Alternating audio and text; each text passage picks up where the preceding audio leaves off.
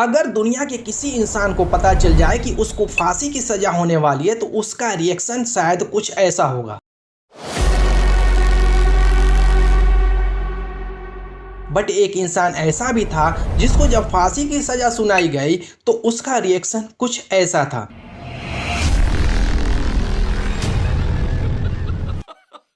एक गरीब परिवार में जन्म लेने वाला अनाथ बच्चा आगे चलकर इराक का ऐसा लीडर बना जिसने अमेरिका और यूरोप की नींद हराम कर दी।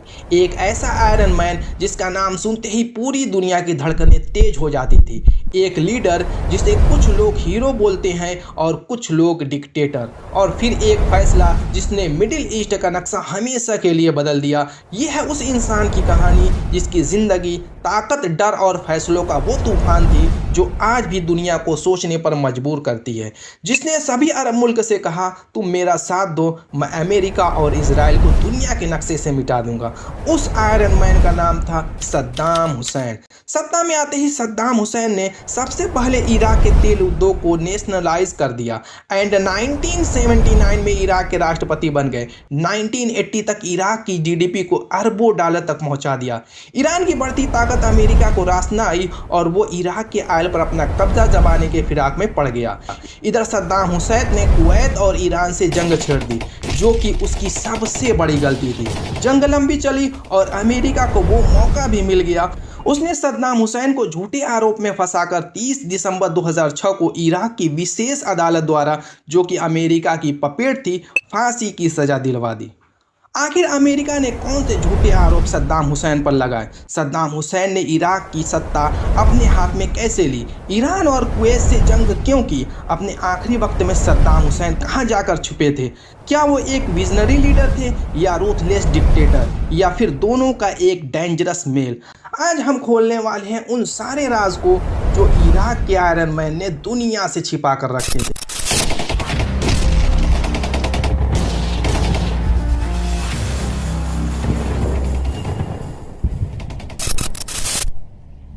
फर्स्ट वर्ल्ड वॉर की टाइम 11 मार्च 1917 को ब्रिटेन ने बगदाद को कैप्चर कर लिया और 1920 तक पूरे इराक को अपने कंट्रोल में ले लिया। उस टाइम इराक में मुस्लिम ऑटोमन एम्पायर का राज था।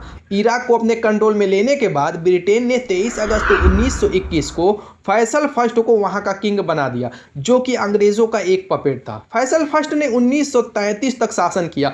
उनके मरने के बाद उनके बेटे फैसल सेकेंड को औपचारिक तौर पर राजा डिक्लेयर कर दिया गया, क्योंकि उसकी उम्र महज 6 ईयर थी। इसलिए असली पावर रीजेंट को दे दी गई और उस टाइम के रीजेंट अब्दुल्ला को ब्रिटिश ने दोबारा सरकार पर बिठाया।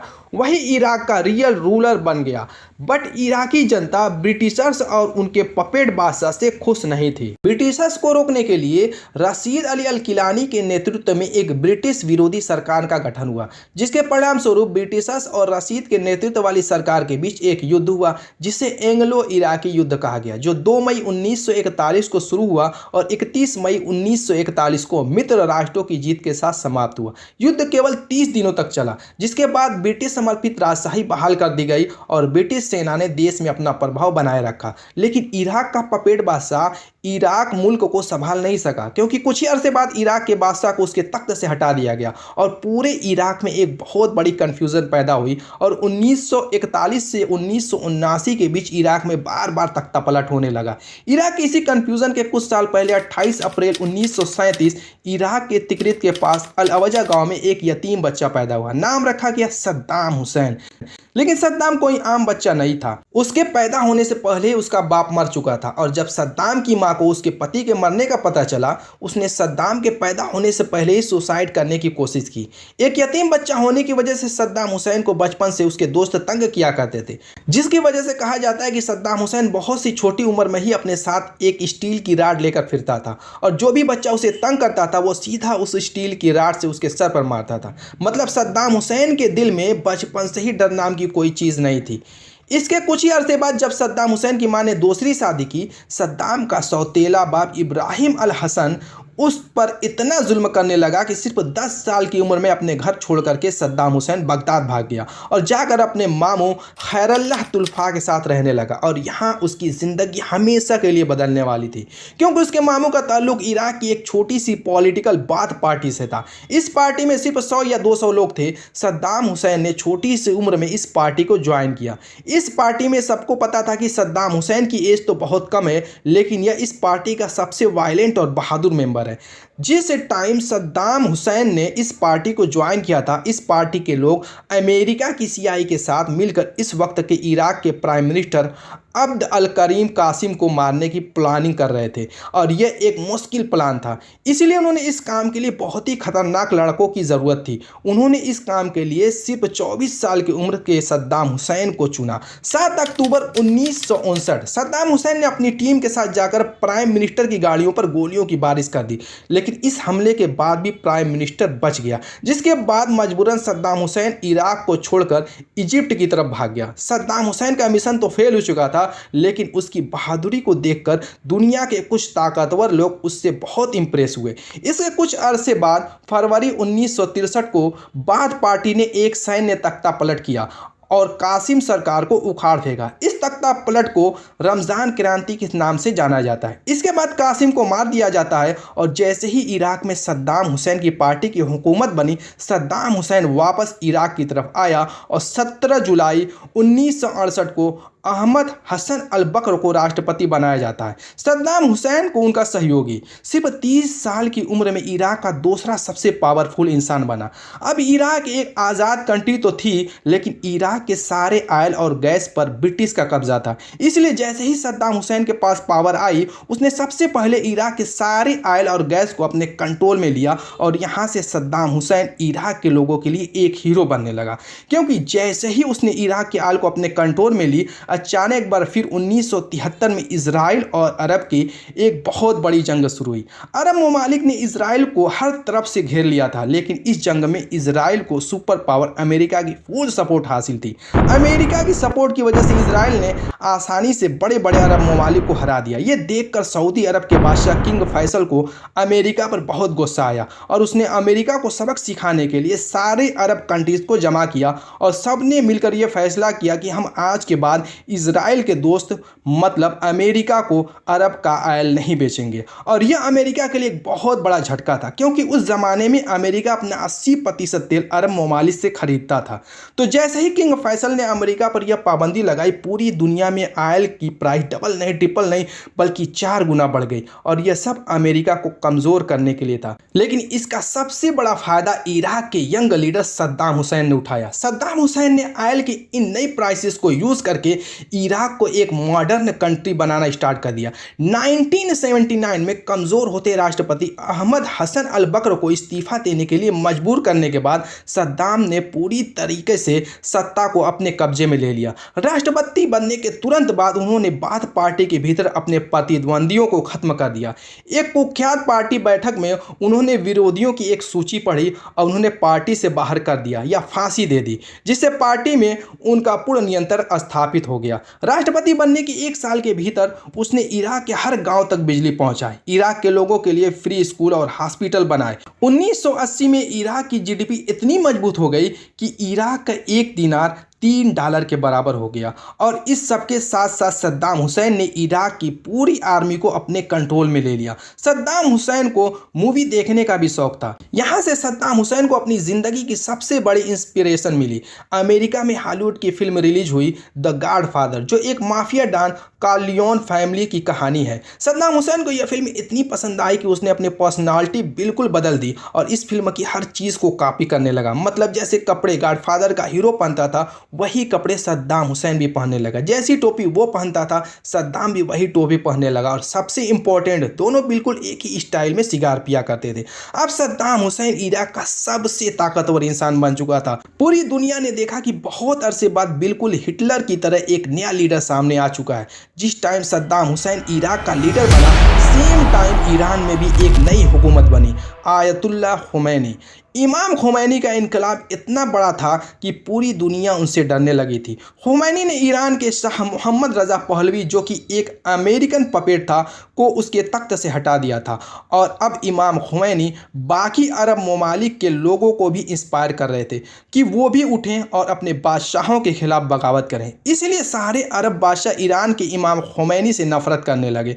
और सिर्फ अरब कंट्रीज नहीं, इमाम खुमैनी बार बार अपनी स्पीचेज में सुपर पावर अमेरिका और उसके दोस्त इजराइल को भी धमकियां देता था। लेकिन फिर भी सबसे ज़्यादा और सबसे बड़ा खतरा इमाम खुमैनी से एक ही शख्स को था, सद्दाम हुसैन। क्योंकि सद्दाम हुसैन इराक का एक सुन्नी प्रेसिडेंट था और इराक की ज़्यादातर अवाम शिया थी, जो अपना असल लीडर सद्दाम हुसैन को नहीं बल्कि इमाम खुमैनी को मानते थे। इस बात का सद्दाम हुसैन को बहुत अच्छी तरह पता था। यहाँ तक कि एक बार सद्दाम हुसैन ने ईरान के आयतुल्ला खुमैनी को दज्जाल कह डाला। इसीलिए प्रेसिडेंट बनने के सिर्फ एक साल बाद 1980 में सद्दाम हुसैन ने सुपर पावर अमेरिका, यूएसएसआर और अरब बादशाहों की फुल सपोर्ट के साथ ईरान में आयतुल्ला खुमैनी की हुकूमत पर हमला कर दिया और बहुत तेज़ी से ईरान के बहुत सारे इलाके फतह कर लिए, जिसकी वजह से दोनों साइडों से हज़ारों मुसलमान मरने लगे। एक तरफ पूरी दुनिया के सपोर्ट के साथ सद्दाम हुसैन था और दूसरी तरफ अकेला इमाम खुमैनी। लेकिन फिर भी सद्दाम हुसैन ईरान का कुछ नहीं बिगाड़ सका और जंग के कुछ अरसे बाद सद्दाम हुसैन ने खुमैनी के साथ सीज फायर करने की कोशिश की। लेकिन इस बार इमाम खुमैनी ने यह जंग बंद करने से इनकार कर दिया, क्योंकि इस जंग से एक बहुत लंबे अरसे के बाद पूरी ईरानी कौम एक ही लीडर इमाम खुमैनी के पीछे यूनाइट हो चुकी थी। जिसके बाद इमाम खुमैनी ने ऐलान किया कि अब यह जंग सिर्फ तभी खत्म होगी जब इराक के प्रेसिडेंट सद्दाम हुसैन को उसके तख्त से हटा दिया जाएगा। और यह ऐलान करते ही ईरान ने सद्दाम हुसैन पर हमला कर दिया और अपने खोए हुए इलाकों को फतह करने के बाद ईरान की फौज पहली बार इराक के अंदर घुस गई।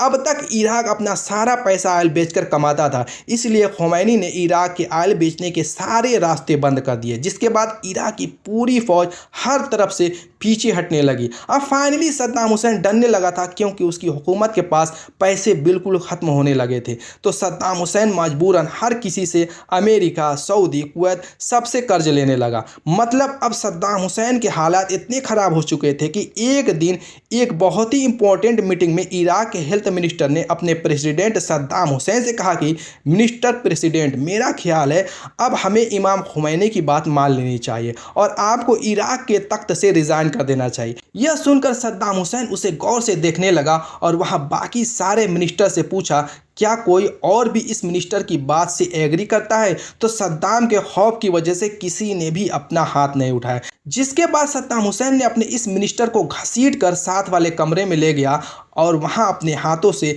उसके सर पर गोली मार दी। इसके बाद सद्दाम हुसैन गुस्से से बिल्कुल पागल हो चुका था, यहाँ तक कि उसने अपने ही कंट्री के बाकी लोगों पर केमिकल वेपन से हमला किया। आखिर जब ईरान की ताकत बहुत ज़्यादा बढ़ने लगी तो सुपर पावर अमेरिका भी खुलकर ईरान के खिलाफ इस जंग में शामिल हुआ और अपने जंगी जहाज़ों को लेकर ईरान के बॉर्डर्स के पास खड़ा किया और ईरान के एक पैसेंजर प्लेन को भी मार गिराया, जिसमें अमेरिका ने 300 इनोसेंट लोगों को शहीद कर दिया। आखिर 8 साल की खतरनाक जंग के बाद दोनों कंट्रीज ने सीज फायर का ऐलान कर दिया और यह जंग खत्म हो गई। इस जंग में दोनों मुल्कों को कोई फायदा नहीं हुआ और 10 लाख मुसलमान मारे गए और इस जंग का फायदा सिर्फ 2 कंट्रीज को हुआ, चाइना और इजराइल, जो इराक और ईरान दोनों को वेपन्स बेचकर पैसा बनाते रहे। ईरान की हार न होने से कुवैत और सऊदी अब दोनों से ही इराक के रिश्ते खराब होने लगे। इसके बाद ये दोनों ही देश अपने कर्ज में दिए हुए पैसे वापस मांगने लगे। इराक की हालत काफ़ी ख़राब हो गई थी। इराक ने पड़ोसी देश से काफ़ी कर्ज ले लिया था, जिसे चुकाना अब इराक के हाथ में नहीं रहा। अभी इराक इन परेशानियों से गुजर ही रहा था, तभी वहाँ सिविल अनरेस्ट फैलने लगा, देश में बेरोजगारी बढ़ने लगी, आर्मी शक के आधार पर सिविलियन को टार्चर करने लगी। इसी बीच सद्दाम ने द ऑब्जर्वर न्यूज़पेपर के एक ब्रिटिश जर्नलिस्ट फरजाद बाजोफ्ट पर इजरायली स्पाई होने का आरोप लगाकर उसको 1990 में फांसी पर चढ़वा दिया। इसके बाद इराक ने इजराइल को हड़पी हुई टेरिटरीज के लिए दबाव बनाने लगा। इन्हीं दिनों सद्दाम हुसैन ने इजराइल को यह भी धमकी दे दी कि अगर उसने इराक की टेरिटरीज को फ्री नहीं किया तो वह इजराइल पर केमिकल वेपन के साथ अटैक करेगा। इस बात से इजराइल को काफ़ी धक्का लगा और उसने अभी अपना हाथ इराक के सर से हटा लिया। युद्ध में हुई भारी तबाही के बाद इराक की कमर टूट गई थी। वहाँ की बढ़ती बेरोजगारी, पैसों की कमी और युद्ध की भयानक तबाही के बाद इराक के खजाने में कुछ भी बाकी नहीं रहा। इस वार को फंड करने के लिए इराक ने कई देश से टोटल $60 बिलियन का कर्ज लिया था, जिसमें यह $60 बिलियन कुवैत का और $26 बिलियन सऊदी अरब का था। ऐसे में इराक ने सऊदी और कुवैत पड़ोसी देश को लिखकर कर्ज माफी मांगी, लेकिन किसी भी देश ने इस बात पर ध्यान नहीं दिया। लगभग सारे देश ने ही अपने पैसों के लिए इराक पर प्रेशर बनाना शुरू कर दिया। कर्ज को लौटाने के लिए सद्दाम कुवैत की तेल प्रोडक्शन कम करने की रिक्वेस्ट करता है, जिससे कि इंटरनेशनल मार्केट में क्रूड तेल की अच्छी कीमत मिल सके और कुछ ही वक्त में इराक अपने सारे कर्ज चुका सके। लेकिन यहाँ पर कुवैत ने इराक को परेशान करना शुरू कर दिया। कुवैत अपने तेल रिजर्वायर से ज़्यादा क्रूड तेल प्रोड्यूस करने लगा, जिससे कि इंटरनेशनल मार्केट में कच्चे तेल की कीमत गिरने लगी। एक तरफ तो इराक ऑलरेडी आर्थिक तंगी से झेल रहा था, वहीं दूसरी ओर तेल की गिरती कीमतों ने इराक को और परेशान कर दिया। ऐसे में सद्दाम हुसैन ने गुस्से में आकर अपनी आर्मी को कुवैत पर अटैक करने के लिए मोबिलाइज कर दिया। 2 अगस्त 1990 रात के 2 बजे सद्दाम हुसैन कुवैत पर हमला कर देता है, जहां कुवैत की फोर्सेस इराकी आर्मी को रोक नहीं पाती और इन्वेजन के 12 घंटे के अंदर इराक की आर्मी कुवैत के पार्लियामेंट को कैप्चर कर लेती है। अचानक से हुए इस हमले को जब तक कुवैत या कोई दूसरी कंट्री समझ पाती, तब तक इराक फोर्सेस ने पूरे देश पर कब्जा कर लिया। इस अटैक के दौरान इराक की आर्मी ने कुवैत के बैंक से करीबन $1 बिलियन भी ले लिए।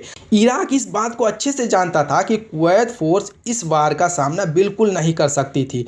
इतना नहीं, अचानक से हुए हमले से कुवैत के किंग जबेर अल अहमद जाबिर अल सबा वहां से भागकर सऊदी अरब में छिप गए और अपने लोगों को यहां तक कि अपने भाई को भी वहां मरने के लिए छोड़ दिया। और ऐसा हुआ भी। उनके भाई शेख फहद अल अहमद दसमैन पैलेस के पास मार दिए जाते हैं, ताकि कुवैत के सारे नागरिक को समझ में आ जाए कि अब कुवैत इराक के कब्जे में। इसके बाद कई लोग देश छोड़कर भाग गए और जो पीछे रह गए यहाँ, तो उन्हें जेल में डाल दिया गया, फिर मार दिया गया। उस समय अमेरिकी president George Bush, UK prime minister Margaret और भी कई ऐसे देश थे जो इराक के इस इन्वेजन को पसंद नहीं कर रहे थे। कुछ समय बाद 2 अगस्त 1990 को यूनाइटेड नेशन सिक्योरिटी काउंसिल ने रिजोल्यूशन 660 पास किया, जिसके हिसाब से सद्दाम हुसैन कोई अटैक्स नहीं करेगा। पर इराक ने ऐसा नहीं किया, क्योंकि कुवैत में दुनिया के 10% से ज़्यादा तेल रिजर्व मौजूद थे, जिसे वो अपने कंट्रोल में रखना चाहता था। इतना ही नहीं, उसका अगला टारगेट बहुत जल्द सऊदी अरब होने वाला था। अगर इराक सऊदी अरब पर हमला करके उसे कैप्चर कर लेता, तो सद्दाम हुसैन वर्ल्ड के 150 से ज़्यादा तेल रिजर्व का मालिक होता। और इस बात को यूएसए और यूके पहले से ही समझ चुके थे, जिसके लिए एक सीक्रेट ऑपरेशन शुरू हुआ।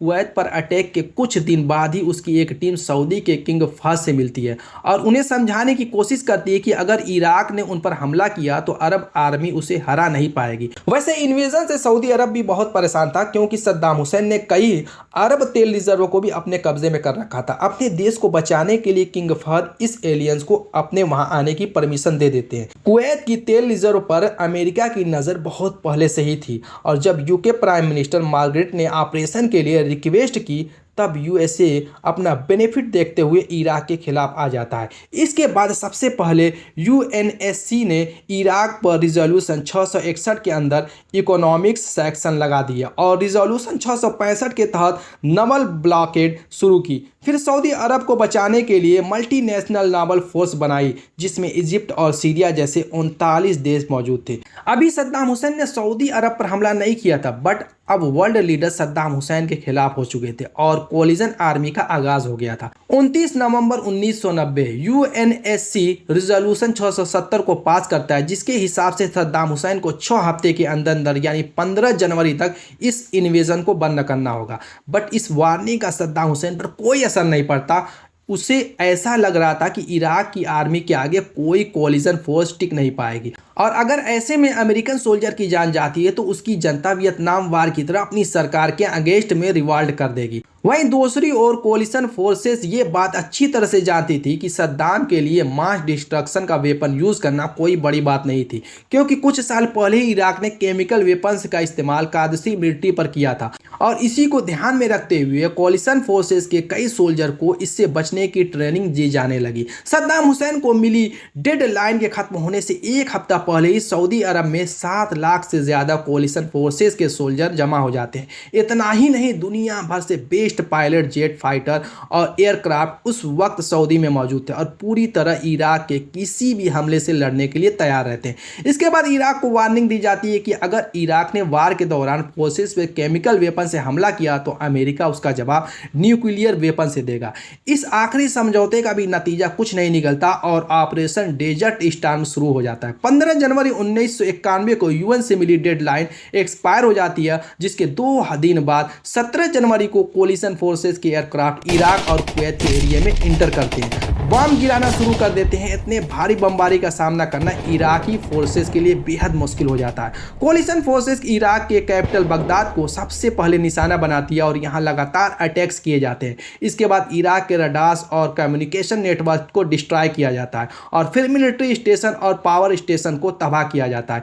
ऐसा करने के पीछे कोलिशन फोर्सेस का एम था कि सद्दाम हुसैन की मिलिट्री को पैरालाइज कर दिया जाएगा, क्योंकि यही एक तरीका था जिससे इराकी आर्मी को हराया जा सकता था। सद्दाम हुसैन को पहले इस बात की भनक लग गई थी और इसलिए उसने मिसाइल को इजराइल पर लॉन्च कर दिया। दरअसल इजराइल और अमेरिका के काफी अच्छे रिश्ते थे और लगभग पूरी गल्फ कंट्रीज से इजराइल की दुश्मनी रही है। ऐसे में अगर इजराइल सद्दाम हुसैन पर वापस अटैक करता है तो बाकी के सारे गल्फ कंट्रीज इजराइल के खिलाफ सद्दाम के साइड में आ जाते हैं और 39 देश की आर्मी अलायंस टूट जाएगी।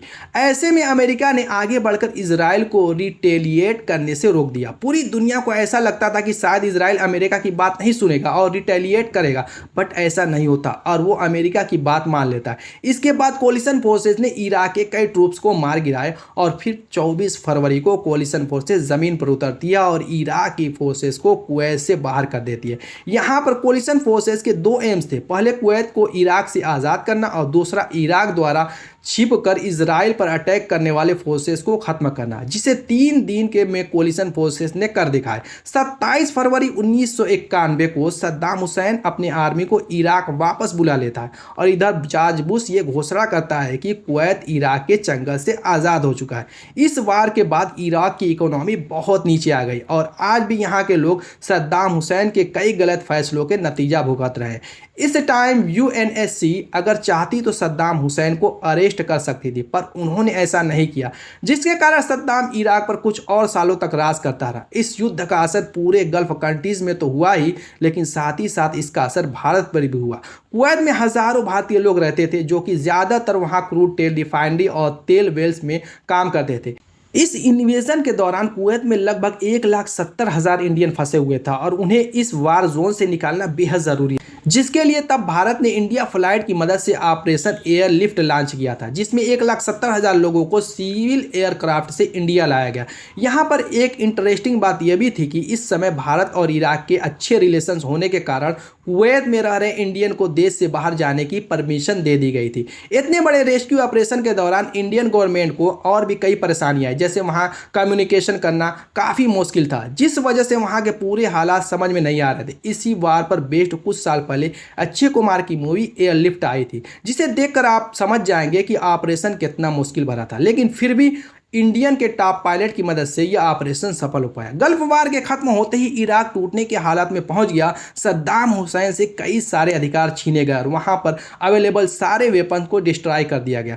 25,000 से लेकर 50,000 ट्रूप्स खोए और ऑन रिकॉर्ड अपने 1 लाख से भी ज्यादा नागरिकों को भी खोया। लेकिन कुवैत से भागते भागते सद्दाम ने एक काम जो किया, इजराइल के कैपिटल पर 40 मिसाइल से हमला, जिसे पूरी दुनिया के मुसलमान उसे हीरो के रूप में देखने लगे थे। इजराइल पर इस हमले के बाद अमेरिका, सऊदी और इजराइल सबको समझ आ गया कि अब सद्दाम हुसैन को हटाने का वक्त आ चुका है। तो अब जब पूरी दुनिया सद्दाम हुसैन के खिलाफ हो चुकी थी तो सद्दाम हुसैन ने भी यह देखकर अपने आप को बिल्कुल बदल दिया। मतलब अब तक जो सद्दाम बिल्कुल एक लिबरल और सेकुलर आदमी था, अब अपनी हर स्पीच में और हर जगह जाकर इस्लाम और मुसलमानों के हक की आवाज़ उठाने लगा। सद्दाम हुसैन ने इराक के हर स्कूल में कुरान पढ़ने को एक लाजमी सब्जेक्ट बनाया। वो सद्दाम हुसैन जो अब तक खुद भी शराब पीता था और बाकियों को भी पिलाता था, उसने पूरे इराक में शराब पीने पर पाबंदी लगा दी। पहली बार इराक के झंडे पर अल्लाह अकबर लिखवाया गया और सद्दाम हुसैन ने अपने जिस्म से कई लीटर खून निकलवाकर अपने ही खून से कुरान लिखवाने का हुक्म दिया। और यह सब सद्दाम हुसैन सिर्फ इसलिए कर रहा था ताकि अब उसकी आवाज़ अल्लाह और इस्लाम के नाम पर उसे सुपर पावर अमेरिका से बचा सके। लेकिन अब ऐसा करना इम्पॉसिबल था, क्योंकि अमेरिका ने सद्दाम हुसैन की हुकूमत पर इतनी पाबंदियां लगाई थी कि वो एक कतरा भी तेल का किसी को नहीं बेच सकता था, जिससे उसकी इकोनॉमी बिल्कुल तबाह हो चुकी थी। यहाँ तक कि सद्दाम की हुकूमत में इराक के लोग खाने पीने की चीज़ों को भी तरसने लगे। अचानक एक दिन सद्दाम हुसैन के दो बड़े जनरल्स इराक को छोड़कर फरार हो गए और कुछ ही दिनों बाद यह जनरल्स पूरी दुनिया के टीवीज़ के सामने आए और कहा कि सद्दाम हुसैन एक बहुत ही जालिम डिक्टेटर है और सब बड़े कंट्रीज़ को मिलकर सद्दाम को उसके तख्त से हटा देना चाहिए। और साथ ही एक बहुत ही खतरनाक बात कही कि सद्दाम का इरादा यह है कि वह इराक के लिए एटम बम। इन जनरल्स की बातों की वजह से सद्दाम हुसैन को बहुत दुख हुआ, क्योंकि ये कोई आम जनरल्स नहीं थे, बल्कि ये दोनों जनरल्स सद्दाम की दो बेटियों के शौहर थे। तो अब जब सद्दाम हुसैन के दामाद ने उनके खिलाफ ये बातें कही तो अमेरिका को उसका बहाना मिला कि सद्दाम हुसैन को कैसे और कब हटाना है। सद्दाम हुसैन ने अपने दामादों की बगावत के बाद भी उन दोनों को एक मैसेज भेजा कि मैं तुम दोनों को माफ़ करने के लिए तैयार हूँ, अगर तुम फ़ौरन मेरी बेटियों को लेकर वापस इराक आ जाओ। लेकिन जैसे ही उनका जहाज़ इराक में लैंड हुआ, सद्दाम हुसैन ने उन दोनों को हुक्म दिया कि मेरी दोनों बेटियों को तलाक दो, और इस तलाक के कुछ ही घंटों बाद इन दोनों को मार दिया गया। जिसके कुछ अरसे बाद सद्दाम हुसैन की बेटियों से इंटरव्यू लिया गया था, जिसमें इंटरव्यूअर ने उससे पूछा कि आपके शौहर को किसने मारा, क्या आपके बाप सद्दाम हुसैन ने, जिस पर उन्होंने कहा कि नहीं। तो इंटरव्यूअर ने दोबारा पूछा तो फिर किसने मारा, क्या तुम्हारे भाई ने मारा। तो उसकी बेटी ने कहा कि हाँ, हमारे हस्बैंड को हमारे भाई ने मारा है। उसका भाई मतलब सद्दाम हुसैन का बड़ा बेटा उदय सद्दाम हुसैन, इराक का सबसे बड़ा डॉन, जो खुद को अपने बाप से भी ज़्यादा पावरफुल समझता था, जिसके जुल्मों को देखकर हॉलीवुड की बड़ी बड़ी फिल्में बनी, जिसमें सबसे ज़्यादा पॉपुलर हुई 2011 में I the devils double. Saddam के बेटा इराक में अपने टार्चर, रेप और बड़ी बड़ी पार्टियों की वजह से मशहूर था। इराक की हर शरीफ औरत सद्दाम की इस बेटे के सामने आने से डरती थी, जो कभी भी किसी को भी उठाकर किडनैप कर लेता था और कोई उसे कुछ नहीं कर सकता था, क्योंकि इराक उसके बाप का मुल्क था, जो इराक में कहीं पर भी किसी पर भी गोलियां चलाता था। सद्दाम हुसैन इन्हीं हरकतों की वजह से अपने इस बेटे से बहुत तंग था, लेकिन वो क्या करता, इसे कुछ कह भी नहीं सकता था। जिसके गैरेज में दुनिया की हर लग्जरी गाड़ी खड़ी थी, लेकिन सद्दाम अपने सारे गंदे काम भी अपने इसी बेटे से करा करता था। इसीलिए अपनी बेटियों के शौहरों को मारने का टास्क भी सद्दाम ने अपने इसी बेटे को दिया, जिसने जाकर उन्हें कुछ ही घंटों में मार दिया। अब सद्दाम हुसैन के दोनों दामाद मर तो गए थे, लेकिन उनकी की हुई बातें अब भी जिंदा थी। सद्दाम के केमिकल और एटम बम। अब अमेरिका को सद्दाम हुसैन पर हमले का बहाना मिल चुका था, लेकिन वो बस दुनिया में किसी ऐसे इवेंट का इंतजार कर रहा था जिससे वो आसानी से इराक पर हमला कर सके। 11 सितंबर 2001 अमेरिका के वर्ल्ड ट्रेड सेंटर पर हमला किया गया। अमेरिका के प्रेसिडेंट जॉर्ज बुश ने बहुत कोशिश की कि किसी तरह इस हमले का इल्ज़ाम वो इराक के सद्दाम हुसैन पर लगा सके और फिर इराक पर हमला करके अमेरिका वहां की पूरी आयल पर अपना कब्जा कर ले। लेकिन बहुत कोशिश करने के बाद भी जब उसे कोई सबूत नहीं मिला तो उसने मजबूरन इराक को छोड़कर अफगानिस्तान पर हमला कर दिया। लेकिन अब मसला ये था कि अफगानिस्तान अमेरिका से हज़ारों किलोमीटर दूर है और अमेरिका को अपने टैंक्स, जहाज़ और ट्रक्स इतने दूर भेजने के लिए एक बार फिर बहुत ज़्यादा आयल की ज़रूरत थी। इसलिए अफगानिस्तान पर हमले के कुछ ही अरसे बाद अमेरिका एक बार फिर इराक के सद्दाम हुसैन पर झूठे इल्ज़ाम लगाने लगा। अमेरिका सद्दाम हुसैन के दामाद का इंटरव्यू बार बार चलाने लगा, जिसमें उसने क्लियरली कहा था कि सद्दाम हुसैन के पास केमिकल और एटम बम है। लेकिन यह सब बिल्कुल झूठ था, क्योंकि जब यूएन ने इस बॉम्ब्स को ढूंढने के लिए अपनी टीम इराक की तरफ भेजी तो उन्हें पूरे इराक में ऐसा कोई भी बॉम्ब नहीं मिला। लेकिन फिर भी अमेरिका अपने झूठ से पीछे नहीं हट रहा था। तो अब अमेरिका जैसे सुपर पावर को रोकने के लिए दुनिया के आम लोग सड़क पर आए। दुनिया के 600 सिटीज़ में 3 करोड़ लोगों ने मिलकर इराक पर हमले के खिलाफ प्रोटेस्ट किया, जो आज तक दुनिया की तारीख का सबसे बड़ा प्रोटेस्ट है। लेकिन अमेरिका को इन चीज़ों की कोई परवाह नहीं थी, वो इराक के आयल के पीछे पागल हो चुका। इसलिए 2003 में अमेरिका का प्रेसिडेंट अचानक टीवी पर आया और उसने कहा सद्दाम हुसैन और उसके दोनों बेटों के पास सिर्फ 2 दिन का टाइम है कि वो इराक को छोड़कर भाग जाए, वरना अमेरिका उन पर ऐसा हमला करेगा जिसे पूरी दुनिया याद करेगी। लेकिन सद्दाम हुसैन अमेरिका जैसी सुपर पावर की धमकी के बाद भी अपने तख्त पर बैठा रहा। सद्दाम हुसैन और उसके बेटे इराक को छोड़कर कहीं नहीं गए। अब अमेरिका के पास और कोई ऑप्शन नहीं था। अमेरिका ने अपनी फुल ताकत के साथ इराक पर हमला कर दिया। अमेरिका और उसके साथियों ने मिलकर इराक पर हज़ारों बम्स गिराए।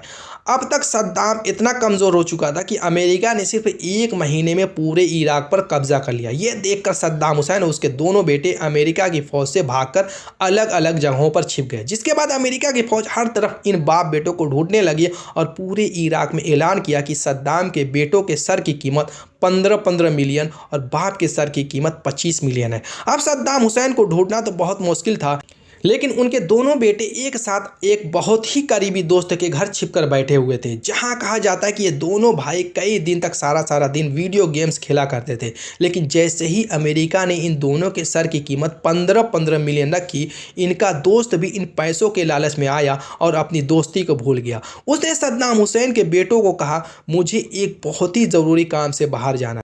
यह दोस्त सीधा अमेरिका की CIA के पास गया और उन्हें कहा कि मेरे पास सद्दाम के दोनों बेटे हैं। यह सुनते ही अमेरिका ने उसे 30 मिलियन का इनाम दिया, और जो आज 13 अरब बनते हैं, मतलब 1300 करोड़ रुपया।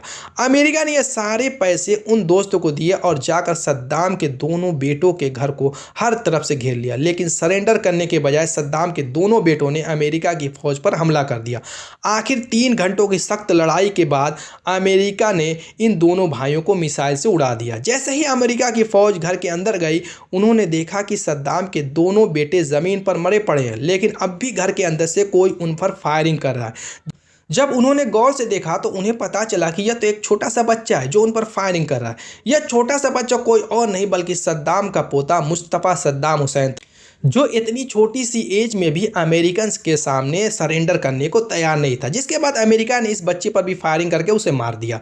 अब जब यह खबर उसके बाप सद्दाम हुसैन तक पहुंची और उन्हें बताया गया कि आपके दोनों बेटों को मार दिया गया, तो उसने सबसे पहले पूछा कि क्या मेरे बेटों ने सरेंडर किया था या अमेरिकन के साथ लड़कर शहीद हुए। तो उन्हें बताया गया कि आपके दोनों बेटे अपने खून के आखिरी कतरे तक अमेरिका की फौज के साथ लड़ रहे थे। यह सुनते ही सद्दाम हुसैन ने कहा कि या अल्लाह, आपका बहुत शुक्र है कि आपने मुझे ऐसे बहादुर बेटे दिए।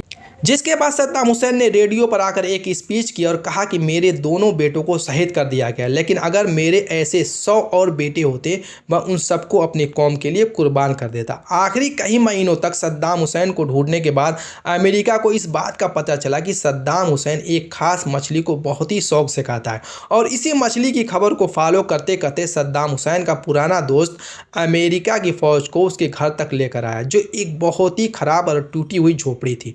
लेकिन इस झोपड़ी के अंदर भी अमेरिकन को कुछ नहीं मिला। जैसे ही अमेरिका की फौज उसे एक झूठी खबर समझकर वापस जाने लगी, उस शख्स ने अपने पांव से एक रस्सी की तरफ इशारा किया और कहा, इसे खींचो। इस रस्सी का पीछा करते करते अमेरिका की फौज एक ज़मीन में एक सुरंग तक पहुंची। अमेरिका का एक फौजी जैसे ही इस सुरंग में अपना ग्रेनेड फेंकने वाला था, अचानक उस सुरंग के अंदर से एक लंबी दाढ़ी वाला शख्स निकला और कहा, मैं हूं इराक का प्रेसिडेंट सद्दाम हुसैन और मैं सरेंडर करने के लिए तैयार हूं। दुनिया के सबसे महंगे प्लेसेस और लग्जरी गाड़ियों में फिरने वाला सद्दाम अब एक ऐसे सुरंग में पकड़ा गया जिसमें खड़े होने की जगह भी नहीं थी, और इसके अंदर सिर्फ एक लाइट और एक छोटा सा पंखा लगा हुआ था। अमेरिका ने सद्दाम हुसैन को कई अरसे तक अपने कैद में रखा और आखिरकार सद्दाम हुसैन को पूरी दुनिया के कैमरों के सामने इराक की अदालत में पेश किया गया। दुनिया यह देखकर हैरान रह गई कि अब यह पुराना पावरफुल और मगरूर सद्दाम हुसैन नहीं बल्कि एक सफ़ेद दाढ़ी वाला कमज़ोर और बूढ़ा आदमी है। लेकिन जैसे ही जज ने इस बूढ़े सद्दाम से उसका नाम पूछा तो सद्दाम हुसैन ने उसे कहा, मेरा नाम पूरा इराक बल्कि पूरी दुनिया जानती है, मुझे तुम्हें बताने की ज़रूरत नहीं। मतलब अब सब कुछ खोने के बाद भी सद्दाम अपना सर झुकाने के लिए तैयार नहीं था। सद्दाम बार बार उन जजेस से कहता था कि तुम लोग कोई जज वज नहीं हो बल्कि अमेरिका के एजेंट, और उनका मजाक उड़ाने के लिए बार बार अदालत में उन पर हंसता रहता था, और कभी पूरे केस को रोककर सबको नमाज पढ़ने को कहता था और कभी पूरी अदालत का ही बायकॉट कर देता था। आखिर सद्दाम हुसैन अपनी इन केसेस की वजह से दोबारा एक हीरो बनने लगा। इसीलिए 2006 में फाइनली अदालत ने सद्दाम हुसैन को मौत की सज़ा सुनाई। अपनी मौत की सज़ा सुनते ही सद्दाम हुसैन रोने धोने के बजाय ज़ोर ज़ोर से इजराइल और अमेरिका के खिलाफ नारे लगाने लगा और उसने बार बार फ़िलिस्तीन और मुसलमानों के हक़ के लिए भी नारे लगाए। सद्दाम हुसैन की ज़िंदगी की आखिरी ख़ासियत है कि मुझे एक सोल्जर की तरह एक गन से शूट किया जाए, लेकिन उसकी यह डिमांड रिजेक्ट कर दी गई और उसके कुछ ही दिनों बाद उसे पूरी दुनिया के सामने फांसी दे दी गई। सद्दाम को हटाने के बाद अमेरिका का ख्याल था कि इराक अब एक बहुत ही पीसफुल कंट्री बन जाएगी, लेकिन ऐसा बिल्कुल भी नहीं हुआ, क्योंकि सद्दाम को हटाने के बाद अमेरिका ने कुछ बहुत बड़ी बड़ी गलतियां की। अमेरिका की फौज ने इराक में लाखों लोगों को मारा, इराक में शिया सुन्नी जंग दोबारा शुरू की और सबसे बड़ी गलती यह थी कि उन्होंने सद्दाम हुसैन की पूरी फौज को उनकी जाप से हटाकर घर जाने का हुक्म दिया, जिसकी वजह से एक ही रात में लाखों लोगों की फौज जिनके पास गन्स वेपन सब कुछ थे जाबलेस हो गई और इराक में अपनी मर्जी की एक नई फौज बनाने लगी। यह देखकर सद्दाम की लाखों की फौज और उनके जनरल में गुस्सा दोबारा बढ़ने लगा और वह इराक में हर जगह जमा होकर एक नई बगावत की प्लानिंग करने लगे, जिसको आगे जाकर अमेरिका के हमले के बाद इराक के हालात इतने ख़राब हुए कि इराकी अमेरिकन से नफरत करने लगे। यहाँ तक कि जब अमेरिका के प्रेसिडेंट जॉर्ज बुश ने पहली बार इराक विजिट किए तो उसके सर पर लाइव जूते भी मारे गए। इराक पर हमला अमेरिका ने झूठ बोलकर किया था और यह बात आज पूरी दुनिया मानती है। सद्दाम हुसैन को फांसी के बाद पूरी दुनिया के अरब लीडर्स की एक बहुत बड़ी मीटिंग हुई, जिसमें अरब के सारे बड़े बड़े बादशाह बैठे हुए थे। अचानक अरब का एक बहुत बड़ा लीडर सद्दाम हुसैन की फांसी की तस्वीर लेकर स्टेज पर चढ़ा और अरब के सारे बादशाहों से कहा कि अब भी अगर हमने अमेरिका को नहीं रोका तो मैं कसम खाता हूं कि अमेरिका इसके बाद हम सबको बारी बारी खत्म करेगा। इस लीडर का नाम था मुअम्मर गद्दाफी और इसकी यह बात बिल्कुल सही थी, क्योंकि सद्दाम हुसैन को मारने के बाद हम अमेरिका का नेक्स्ट टारगेट मुअम्मर गद्दाफी था।